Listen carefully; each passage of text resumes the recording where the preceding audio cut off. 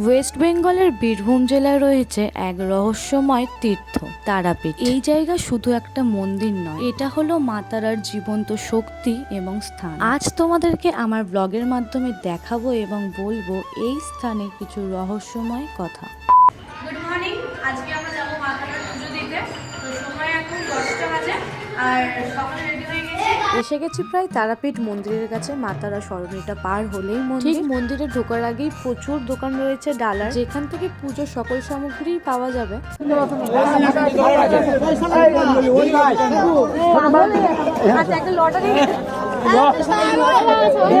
ব্যাপারটা হলো মন্দিরে ঢোকার আগে ডালার দোকান প্রচুর রয়েছে। সব দোকানের একজন করে এসে আমাদের পিছনে পড়েছে যে তাদের দোকান দিয়ে ডালা নিতে হবে। এবার আমরা কনফিউজ হয়ে গেছি যে কোন দোকান থেকে আমরা ডালাটা নেব। প্রায় 6-7 জন মিলে এমন টানা হিচড়া করছিল, আমাদের তো হাসতে হাসতে ওখানে পেটে ব্যথা। ভালো করে খেয়াল করলে দেখবে ননির পাপাকে একজন হাত দিয়ে গার্ড করে দিয়েছে যেন যেতে না পারে ওই দোকানে। যারা তারাপীঠে এসেছো তারা কম বেশি এই পরিস্থিতির সম্মুখীন নিশ্চয়ই হয়েছো।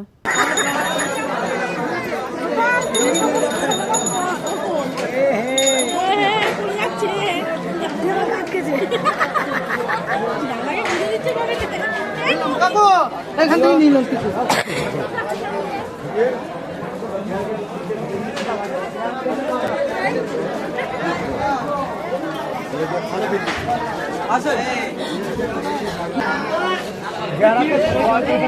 বলছি টাটকা পেড়া দেবে টাটকা পেড়া দাদা এখানে আপনি খেয়ে দেখতে পারেন। না খেয়ে দেখা যায় না এখন। আপনি মাকে দিদি আর জীবনে খেয়ে দেখতে পারি চ্যানেলে। আমরা উপোস সবাই। আসেন আসেন।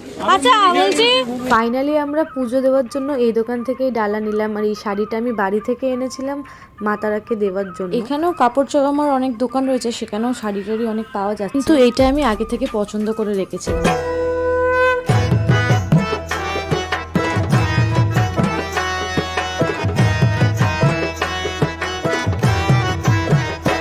একবার নাচো নাচো গো শ্যামা নাচো এমন করে, একবার নাচো মা, একবার নাচো মা, একবার নাচো নাচো গো শ্যামা নাচো এমন করে, একবার নাচো মা, একবার নাচো মা।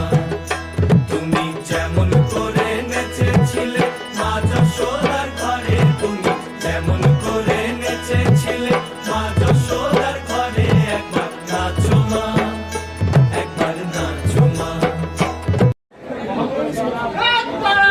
জয় তারা, বলো জয় জয় তারা।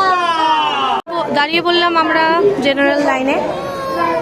তো এখানে এখন আমাদের মোবাইলটা রেখে তারপর ওই উপরের লাইনগুলো করে মায়ের কাছে যেতে হবে। তাহলে আবার দেখা হচ্ছে, মন্দিরে পুজো দিই ভালোভাবে মোড়ে। 2000 years later. তো আমাদের পুজো দেওয়া সম্পূর্ণ হয়ে গেছে। এখন বাইরে দাঁড়িয়ে একটু ফটো তুলছিলাম আমরা, ওই যে ক্যামেরাম্যান। অনেকগুলোই আমরা ছবি তোলা হয়ে গেছে। মন্দিরের ভিতরে তো আমরা যেহেতু ফোন নিয়ে যেতে পারিনি, বাইরে এখন ছবি তুলছি। এখন ধূপ ধূপ জ্বালানোর আছে। ক্যামেরাম্যানের থেকে এই ফটোটা আর একটা ফটো সিঙ্গেল, যেটা ননি, আমি আর ননির পাপা আছি, আর বাবাই দ্বারা আলাদা একটা তুলেছে। সুন্দর মুহূর্ত সাক্ষীগুলো তো এই ফটোগুলোই হয়ে থাকে, তাই না? যাচ্ছে এখন ধূপ জ্বালাতে। কত মানুষের মনস্কামনা, হ্যাঁ দেখলে আমি এখানে অবাক হয়ে যাই। লাখ লাখ কি হবে, কোটি কোটি মানুষের মনস্কামনা এখানটায়।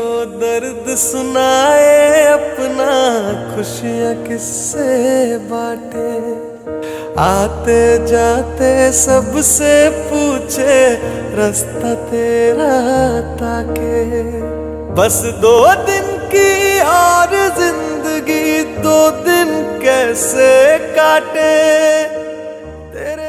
তোমাদের ব্লগের প্রথমেই যেটা বলছিলাম অলৌকিক ঘটনার ব্যাপারে, সেইটা হলো এর পিছনের দিকে যে পুকুরটি রয়েছে সেইটির নাম হলো জীবিত কুণ্ড। এই ঘাটটির সংশোধনের কাজের জন্য ঘাটটি পুরো জল টেনে তুলে নেবার পরে এই জায়গাটুকুতে একা একা এই জল আবার ভরে যাচ্ছিল। শত চেষ্টার পরেও এই জায়গাটুকু জল খালি করা সম্ভব হয়নি। ব্যাপারটা কিন্তু সত্যিই খুবই বিস্ময়কর, আর নিজেদের চোখে দেখে আমরা বিশ্বাস করতে পারছিলাম না। ও মানে সৌভাগ্য গরম হলে তবেই মায়ের ভোগটা খাওয়া যায়। তো আমরা এখন ভোগ খেতে বসে পড়ি। তারাপীঠ মন্দিরে কিন্তু প্রায় প্রতিদিনই হাজার হাজার মানুষের জন্য ভোগ পরিবেশন করা হয়ে থাকে।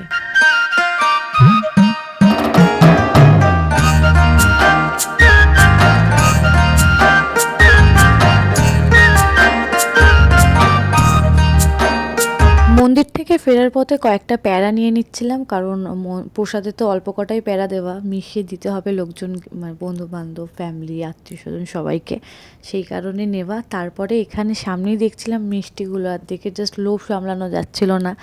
আর খেতেও ভালো ছিল এই ল্যাংচাগুলো। আর এখানে নাকি শক্তিগড়ের ল্যাংচা বিক্রি হচ্ছিল, জানি না সেটা। কেনাকাটি শেষ, এখন আমরা ফিরছি। সবাই পারে না।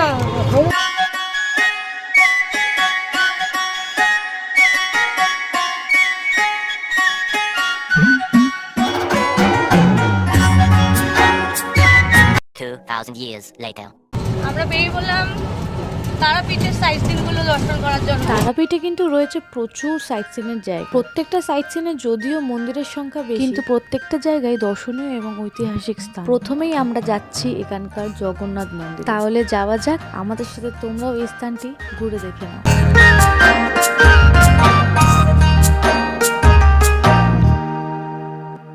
আমি মনের মানুষ পেলাম কই, প্রাণ খুইলা দুটো কথা কই। আমি মনের মানুষ পেলাম কই, প্রাণ খুইলা দুটো কথা কই। ওই রে আশার কাছে তুইলা দিয়া কেড়ে নে রে বাঁশের মই। চলে এসেছি আমরা আমাদের প্রথম দর্শনীয় স্থান, যেটি একটি জগন্নাথ দেবের মন্দির।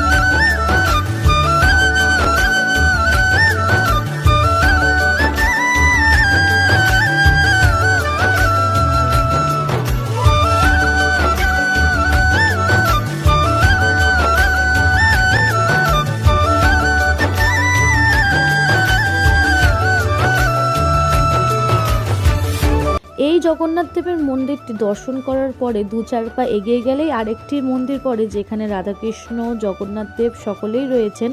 আর এই মন্দিরটা খুবই সুন্দর, কিন্তু মন্দিরটি এখনো পুরোপুরি নির্মাণ সম্পন্ন হয়নি। নির্মাণের কাজ সম্পন্ন করার জন্য এখানে দান দেওয়ারও ব্যবস্থা আছে, তোমরা চাইলে এখানে দান দিয়ে যেতে পারো।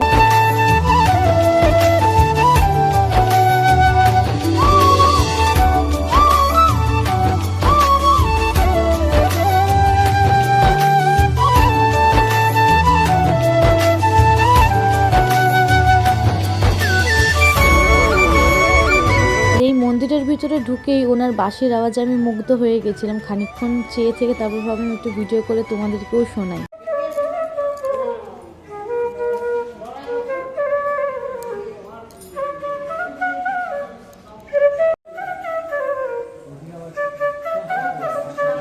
এত অল্প সময়ের মধ্যে তোমরা ধারণা করতে পারবে না সেই মুহূর্তটা কত সুন্দর উনি বাঁশিটা বাজাচ্ছিলেন। যাই হোক, এখন আমরা চা খেতে চলে আসলাম, আর চা খেয়ে আমরা বেরিয়ে যাব তারাপীঠের ইস্কন মন্দির দেখতে।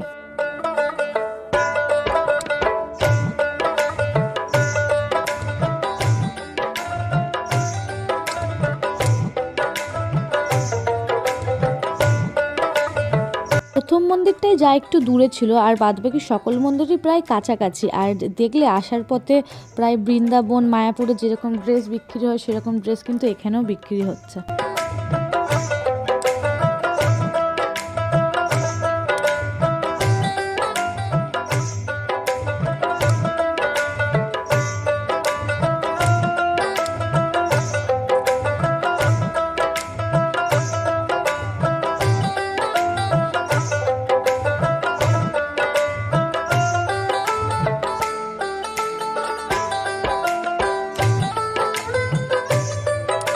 এর আগে অন্য কোনো ইস্কন মন্দিরে আমার যাওয়া হয়নি, তারাপীঠের এই ইস্কন মন্দিরে আমার প্রথমবার আসা। আর এখানে এত সুন্দরভাবে সুসজ্জিত যে ভিতরে ঢুকে মনটা একদম শান্ত হয়ে গেল।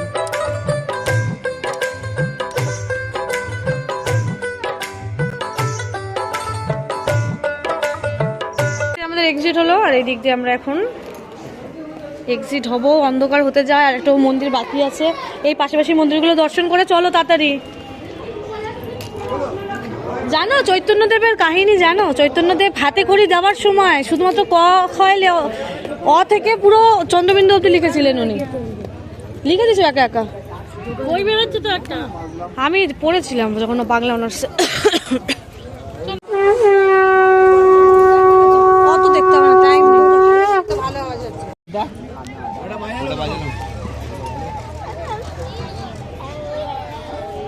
শঙ্করটা ভালো সাউন্ড, শঙ্করটা ভালো সাউন্ড।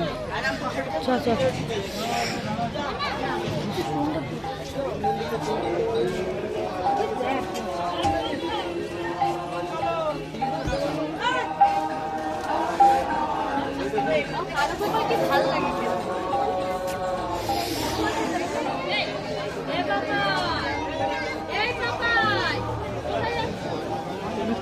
তারাপীঠের এই ইস্কনের বাইরে কিন্তু প্রায় ছোটোখাটো একটা মেলাই বলতে গেলে বসানো থাকে, আর খুবই সুন্দর সুন্দর জিনিস পাওয়া যায়। খাবার দাবারগুলোও খুবই সুন্দর, নিরামিষ এরকম খাবার দাবার আমি হয়তো ফার্স্ট টাইম দেখছিলাম এখানে কিছু কিছু খাবার। এখন নেক্সট টেম্পল। হ্যাঁ ওই সামনে, ঠিক আছে। এই মন্দিরে যেহেতু ভিডিও একদমই বন্ধ, ফোন জমা নিচ্ছে, তাই এই মন্দিরে তো ঢোকা হবে না। সামনাসামনি অনেকে দিয়ে গেল ঘি, কত 400 টাকা ছিল। কি সুন্দর বন্ধ ঘিটা। তাই আমরা মন্দির দর্শন করা হয়ে গেছে, এখন যাচ্ছি টোটোতে। ছেড়ে দিল টোটো, যাচ্ছি আমরা নেক্সট। এই মন্দির আছে, সেই মন্দিরে কিন্তু দুঃখের কথা হলো অন্ধকার হয়ে গেছে। অন্ধকার হয়ে গেছে কোনো অসুবিধা নেই, অত মন্দিরে আলো থাকবে। প্রথম মন্দিরগুলো যা দূরে দূরে ছিল, সবগুলো কাছাকাছি। আমরা নেমে গেলাম নেক্সট সাইট সিনে, আর এখানে হলো জলের মধ্যে মন্দির। রাধা গোবিন্দর মন্দির নির্মাণ হচ্ছে।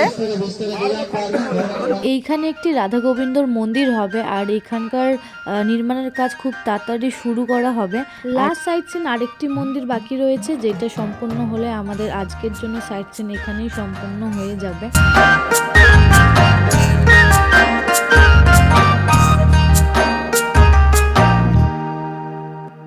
আমি মনের মানুষ পেলাম কই, প্রাণ খুইলা দুটো কথা কই। আমি মনের মানুষ পেলাম কই, প্রাণ খুইলা দুটো কথা কই। ওই রে আশার গাছে তুইলা দিয়া কেড়ে নে রে বাঁশের মই, আশার গাছে। এই মন্দিরটা যেহেতু কোনো রকমভাবে ক্যামেরা অ্যালাউ ছিল না, প্রায় সব মন্দিরেই নেই, তাই তোমাদেরকে যেভাবে হোক দর্শন করালাম। আর এখন আমরা যাচ্ছি, এটাই নাকি লাস্ট ছিল, জানি না অন্য আছে কিনা, তা টোটোর দিকে যাচ্ছি।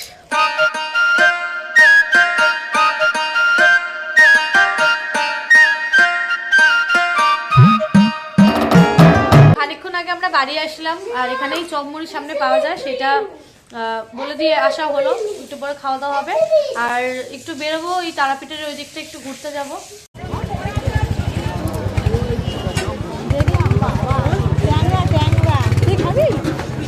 আমি খাবো না সব, চিকেন চাপ। দাদা রসগোল্লা খাবি? এই তো ল্যাংচা, রসগোল্লা। আসো আসো, 4টে 5টা নাও। আগামীকাল যেহেতু আমাদের ট্রেন আছে, ফিরবো আমরা বাড়ি, তার জন্য আজকে কিছু কেনাকাটি করতে আমরা বেরিয়ে পড়লাম। তার সাথে রাতের খাবার দাবারও নিতে হবে।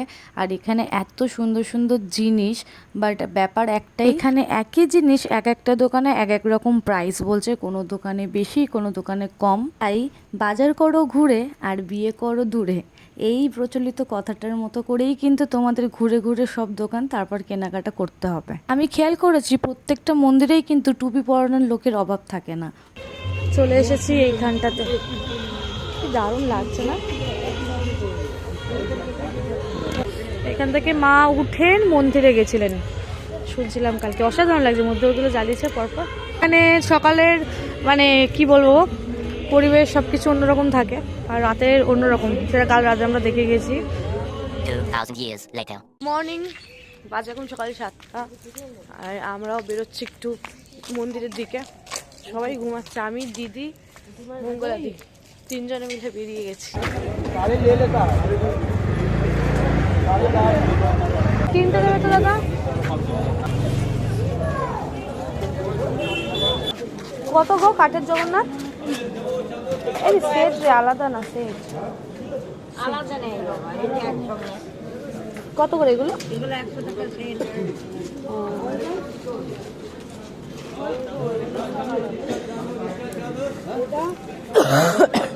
বড়টা? এই যে শ্মশানে সকালবেলা আসার ইচ্ছা ছিল, আজকে আসতে পেরেছি। এখন আমি নিয়ে নিচ্ছি ডালা আর যাব মায়ের চরণ মন্দিরে পুজো দিতে, কারণ বামদেব মাকে এই শ্মশান থেকেই সাধনা করে তারপর মন্দিরে নিয়ে গেছেন।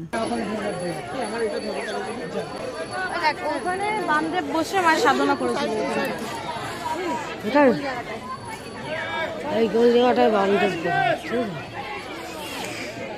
এই জায়গাটিকে বলা হয় মা তারার রাতের, যেখানে শান্তি আর রহস্য দুটোই একসঙ্গে থাকে। ভয় যেখানে শেষ হয়, ভক্তি সেখানে শুরু হয়। এই শ্মশানের মধ্যেও মায়ের কোলে পাওয়া যায় শান্তি। किसको दर्द सुनाए अपना खुशियाँ किससे बांटे आते जाते सबसे पूछे रास्ता तेरा ताके बस 2 दिन की और जिंदगी 2 दिन कैसे काटे तेरे बिना कुछ ठीक नहीं है कांप रही है सांस के घर आजा परदेसी कि तेरी मेरी एक जिंदड़ी के घर आजा परदेसी कि तेरी मेरी एक जिंदड़ी। জায়গায় অনেক মানুষ মনের অনেক ইচ্ছা নিয়ে আসে। অনেকে বলে মা তারা হলো সবচেয়ে জাগ্রত মা, মানে ভক্তদের ডাক তিনি তাড়াতাড়ি শোনেন। এখন 8:20, ভিড় দেখো সেই, মানে গুটি গুটি পায়ে পায়ে হেঁটে হেঁটে যেতে হচ্ছে।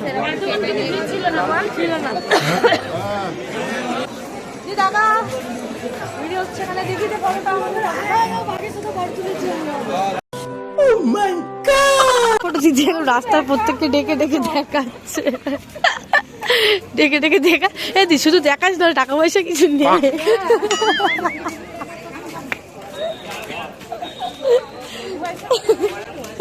দিয়ে আসবো আসবো ভেবে আসা হয়নি।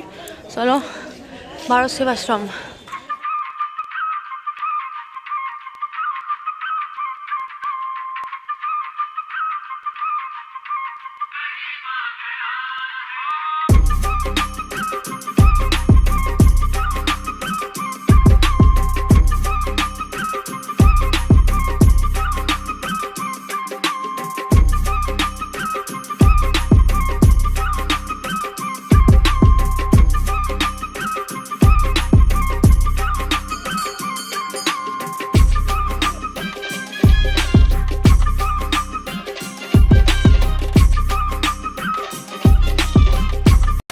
আগের দিন এখানে যজ্ঞ হচ্ছিল, এখানে যজ্ঞ হচ্ছিল, কালকে এখানে যজ্ঞ হচ্ছিল, আর তার আগের দিন এখানে যজ্ঞ হচ্ছিল। তো আমাদের সাথে এখন বাবা অ্যাড হয়েছে, আর সবাই ঘুমাচ্ছে পড়ে পড়ে। গিয়ে এখন ডাকবো, নুনিকে খাওয়াবো, তারপর 10টার মধ্যে বেরিয়ে। মুন্ডমালিনী নামটার পিছনে রয়েছে এক রহস্য। মা তারাকে এখানে দেখা যায় মুন্ডমালা পরার রূপে, তাই এই ঘাটের নাম মুন্ডমালিনী। আর এখানেই অনেক তান্ত্রিক সাধনা করে রাতের অন্ধকার। তারাপীঠে এসে শ্মশান আর মুন্ডমালিনী ঘাট না দেখলে যেন দর্শন অপূর্ণ থেকে যায়। অনেকেই বিশ্বাস করে এই ঘাটে স্নান করলে পাপ থেকে মুক্তি এবং মায়ের আশীর্বাদ প্রাপ্য হয়। এই জায়গাকেই বলা হয় মা তারার মোক্ষ দ্বার অথবা মুক্তির পথ। ব্যাগপত্র, এই যে গাইসরা দাঁড়িয়ে আছে এখানে, রেডি হয়ে গেছি। তাড়াতাড়ি ফোন করো, বেরোবো 11টা বাজে। এবার আমাদের তাড়াতাড়ি ছেড়ে বেরোনোর সময়।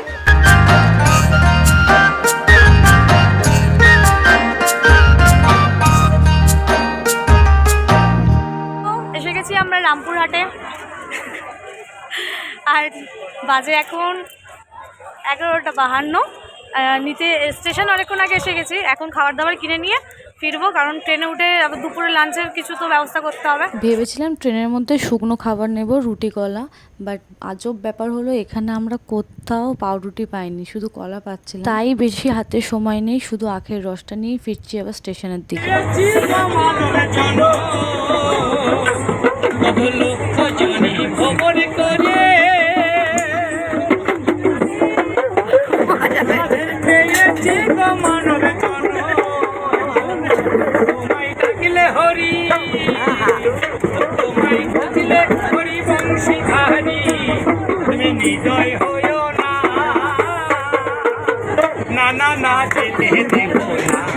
আমাদের তারাপীঠ ভ্রমণ এখানেই শেষ, কিন্তু মনে হচ্ছে মা তারার আশীর্বাদ নিয়েই ফিরছি। তারাপীঠে এসে বুঝলাম ভয় আর চিন্তা সবটা মায়ের কাছে ছেড়ে দিলে মনটা কতটা হালকা হয়। এই জায়গা আমাদের শেখায় জীবনে যতই কষ্ট থাকুক মায়ের কাছেই সবকিছুর সমাধান। তাই যারা এখনো তারাপীঠ আসোনি, সুযোগ পেলে একবার মায়ের কাছে এলে মনের শান্তি নিশ্চয়ই পাবে। তোমাদের সকলের জন্য প্রার্থনা করি মা তারা যেন সকলকে ভালো রাখে, সুস্থ রাখে, সকলের মনস্কামনা পূরণ করে। দেখা হবে তোমাদের সাথে আবার নতুন কোনো ভ্রমণ নিয়ে। আর তোমাদের যদি ব্লগটা ভালো লেগে থাকে তাহলে লাইক, শেয়ার আর সাবস্ক্রাইব করে দিও। তাহলে সবাই মিলে হয়ে যাক জয় তারা, জয় জয় তারা।